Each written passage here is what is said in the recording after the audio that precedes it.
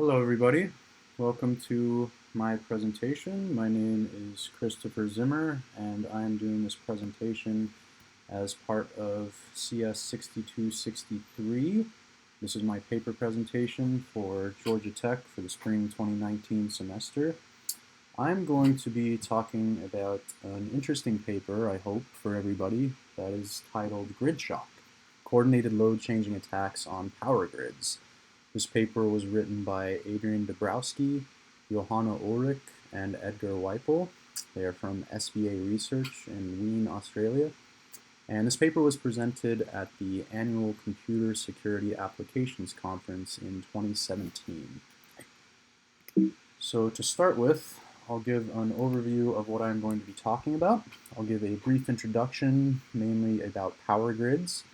Then I'll talk about this specific threat scenario and different attack types for this type of attack, along with power modulation measurements made by the authors, and then some of the simulations they did of this type of attack on a simulated grid, the effects on that grid from this attack, and the botnet requirements for actually carrying out this attack successfully.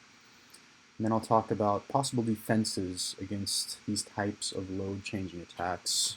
Finally, I will finish up with a summary. So let's get started. Let's talk about power grids. As many of you know, the complexity and enormity of electric power grids is substantial, to say the very least. The power grids in use throughout the world are among the largest human-made structures, and they're incredibly complex and distributed and interconnected. They've been deemed by the government of many different areas as critical infrastructure for good reason, because without power, food and water supplies would start to break down, people would start to panic, there would be lots of issues, and not least of which might be a zombie apocalypse. In all seriousness, though, we have really become highly dependent on the power grid as a modern world. We really use it for everything, and we rely on the power to be there when we turn on the light switch or try to cook our dinner. So given the incredible importance of the power grid, there is a constant need for power suppliers to provide reliable power. And this essentially means that they have to balance the supply of power with the demand for power. The power suppliers need to maintain a constant voltage and a constant frequency, which is typically 60 hertz in many parts of the world, also 50 hertz in some parts of the world. And they need to do this by accounting for ever-changing demands, because consumers are, typically speaking, unpredictable and uncontrollable. You can't control or predict when a consumer is going to turn on their television or their air conditioner or their oven or their microwave or their coffee machine, any of the number of devices that draw power that they have. So we want to prevent the apocalypse, obviously, and that's what the power producers want to prevent. They want to keep the power reliable. So towards this end, energy suppliers have pretty sophisticated models to kind of predict power demand and attempt to maintain equilibrium between the power that they're producing and the power that people, companies, governments, organizations are consuming. So obviously, power consumption is dependent on the time of day of the week, the season. Many different variables factor into how much power is being consumed at any given time. The forecasts that these power suppliers make are based on the assumption that many small consumers tend to average out large spikes in demand. So despite the fact that consumers are often doing different things, you can imagine that as one consumer is turning on their TV, another is probably turning off their TV. So in some sense, it's a naturally damped system that kind of has averages and things that you can predict. So the average is generally predictable, even though there's constant small fluctuations happening all the time. But even with that being said, it's impossible to always perfectly predict the power consumption at any given time. So there's bound to be gaps in production versus demand. And to fill these gaps, power suppliers typically have control reserves, which are essentially power plants or just power reserves that are kind of in a standby mode but can be quickly activated to help balance supply and demand. So there are mechanisms for automated grid control of imbalances. There's three kind of mechanisms that these authors talked about. The first mechanism is something that is called primary control. And this control mechanism is typically activated within seconds after some sort of a incident, some sort of an imbalance. And it's typically the first reaction to a power imbalance. What primary control does is it reacts to a frequency deviation, but it only acts to stabilize the frequency after some sort of event. It doesn't really attempt to try and correct the frequency back to 60 hertz, for instance. Another automated grid control is called secondary control, and this is typically activated around 30 seconds after primary control and can take up to minutes to reach full activation. This secondary control replaces primary control and attempts to return the frequency to a normal value. This control actually attempts to fix the frequency, not just stabilize it. Beyond that, there's something called tertiary control, which attempts to free up resources from primary and secondary control after their sustained activation. And in contrast to primary and secondary control, tertiary control also allows for manual intervention, where a power plant operator can manually intervene and try and stabilize the grid by changing things. So many of you, especially throughout the duration of this course, have heard of the smart grid. There's obviously been a big push to modify and modernize the power grid. Generally speaking, the electric grid in many countries is an aging legacy system with uncontrollable customers, which is not good when you really need to balance supply and demand. It's not an ideal situation. So the smart grid is a pretty broad term, but essentially it refers to a more efficient, controllable, and flexible power generation and delivery system, trying to buck the historical trend of uncontrolled power consumption with controlled power production.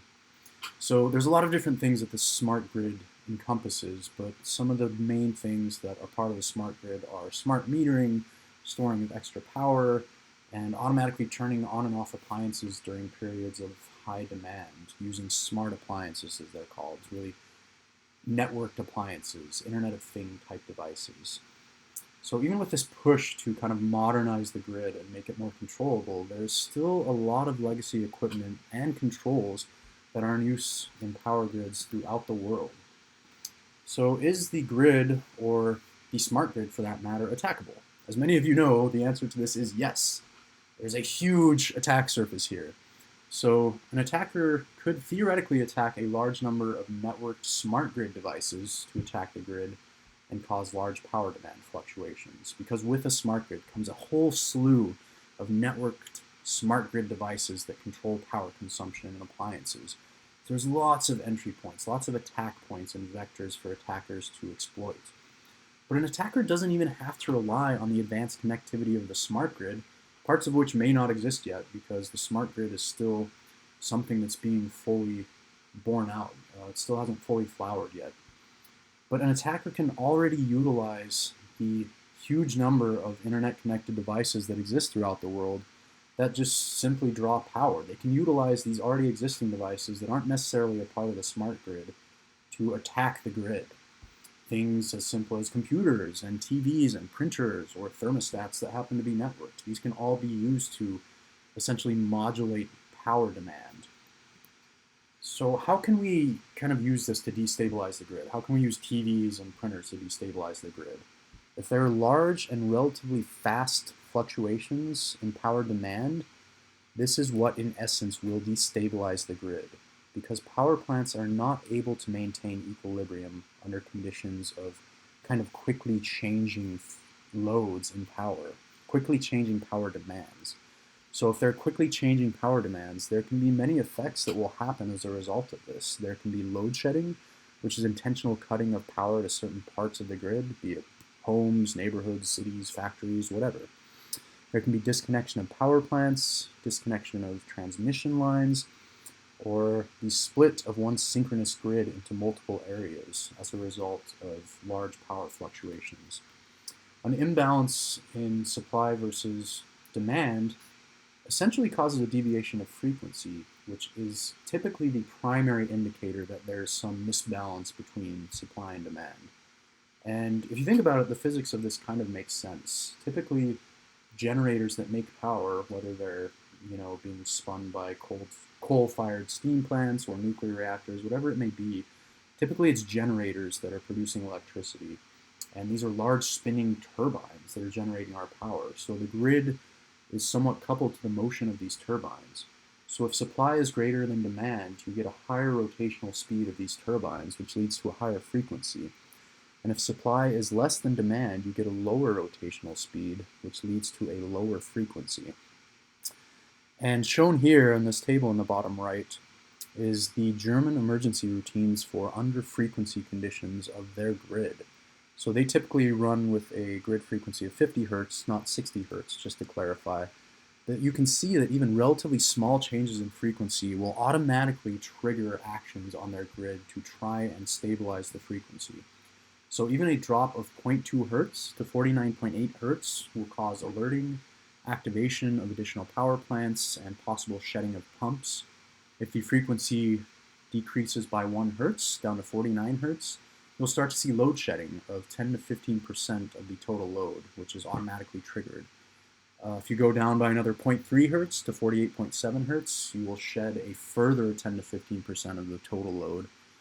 Down to 48.4 Hertz, you'll shed another 15 to 25% of the total load. And if the frequency gets down to 47.5 Hertz from 50 Hertz, you can see disconnection of all power plants. So a change of 2.5 Hertz can really put the grid into very dire straits and lead to big problems. So let's talk about the general attack scenario here, which I've been alluding to. So I imagine that you can all think of a botnet that has control over a large amount of devices, computers, laser printers, other things, appliances, what have you. So each bot can modulate the power consumption of the GPU or CPU for a computer, the screen backlight for a TV or a computer monitor, the hard drive of a computer.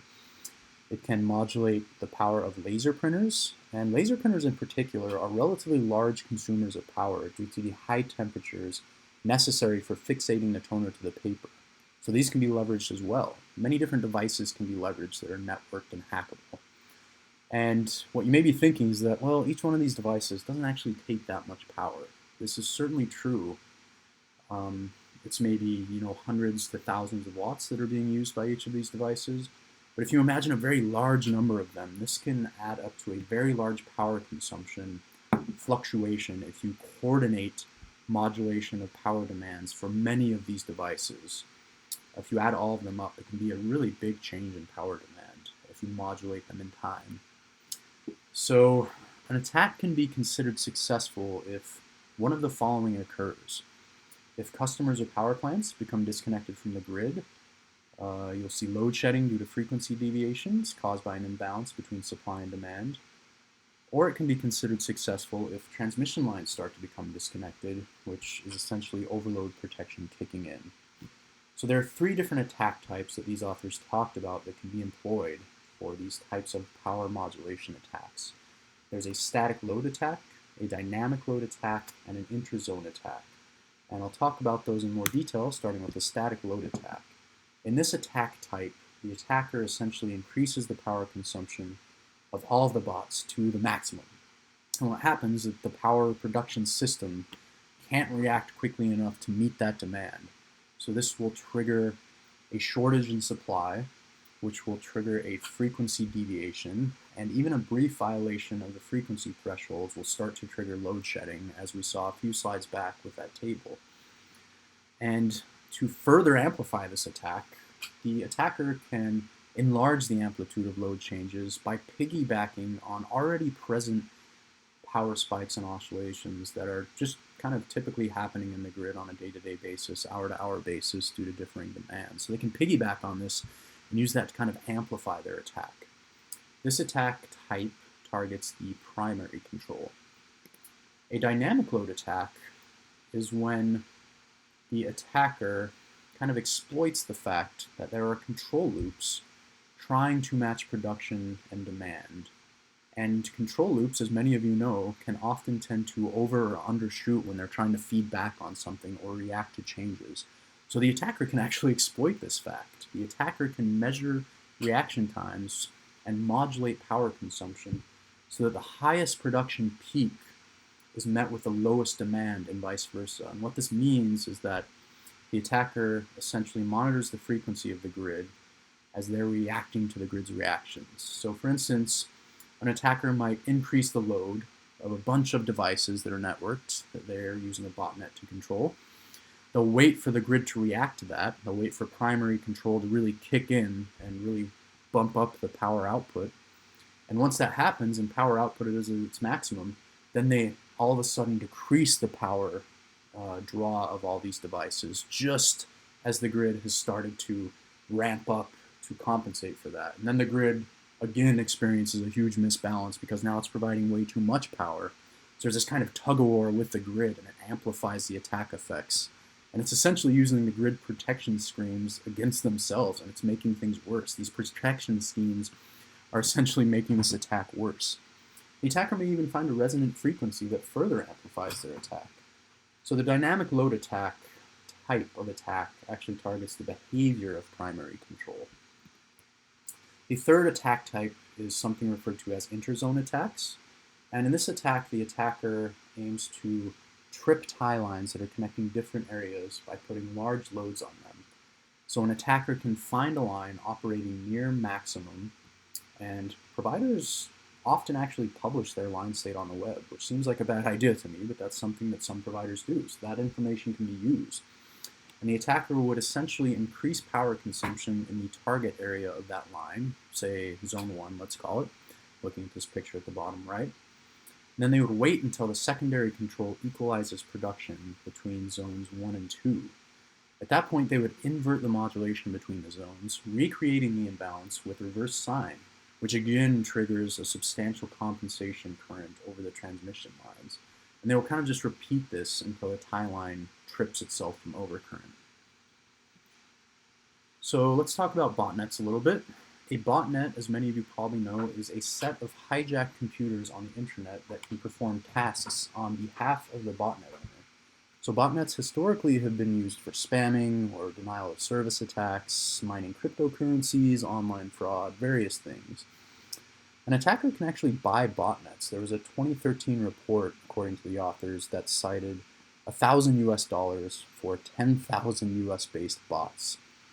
We do have modern protocols such as NTP that compensate for round-trip time over networks as well.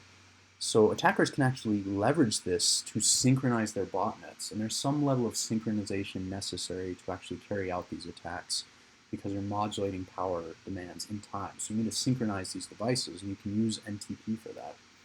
So an attacker can simply buy a cheap frequency measurement unit and measure on an ordinary power outlet the frequency of the grid, and then use that information for the botnets carrying out an attack and synchronize them using NTP.